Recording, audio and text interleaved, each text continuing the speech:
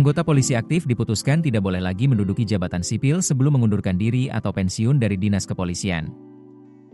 Larangan juga berlaku bagi jabatan sipil yang diemban berdasarkan arahan maupun perintah Kapolri.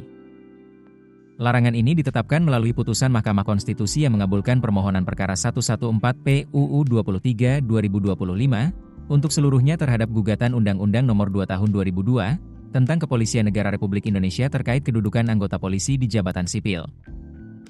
Amar putusan, mengadili, 1. Mengabulkan permohonan para pemohon untuk seluruhnya, kata Ketua MK Soehartoyo dalam sidang yang digelar di ruang sidang pleno Mahkamah Konstitusi, Jakarta Pusat, Kamis, 13 November 2025. Hakim Konstitusi Ridwan Mansur berpandangan, frasa mengundurkan diri atau pensiun dari dinas kepolisian adalah persyaratan yang harus dipenuhi oleh anggota Polri untuk menduduki jabatan sipil.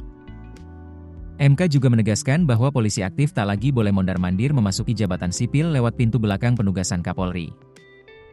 MK menyatakan frasa atau tidak berdasarkan penugasan dari Kapolri dalam penjelasan pasal 28 ayat 3 UU Polri bertentangan dengan UUD NRI 1945 dan tidak memiliki kekuatan hukum mengikat.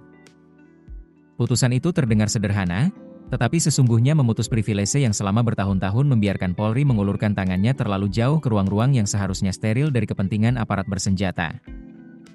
Sebagai informasi, perkara ini diajukan oleh Syamsul Jahidin yang menggugat pasal 28 ayat 3 dan penjelasan pasal 28 ayat 3 Undang-Undang Nomor 2 Tahun 2002 tentang Kepolisian Negara Republik Indonesia.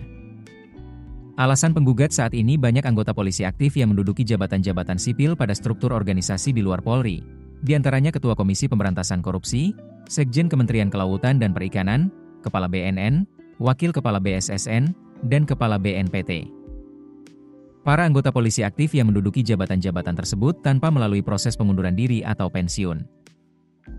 Hal ini dinilai bertentangan dengan prinsip netralitas aparatur negara, menurunkan kualitas demokrasi dan meritokrasi dalam pelayanan publik, serta merugikan hak konstitusional pemohon sebagai warga negara dan profesional sipil untuk mendapat perlakuan setara dalam pengisian jabatan publik.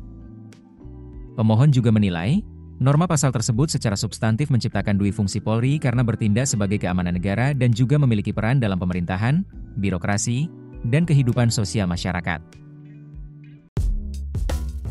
Keputusan bisnis terbaik datang dari data, bukan tebakan. Mudah berlangganan Business Insight dengan subscribe with Google.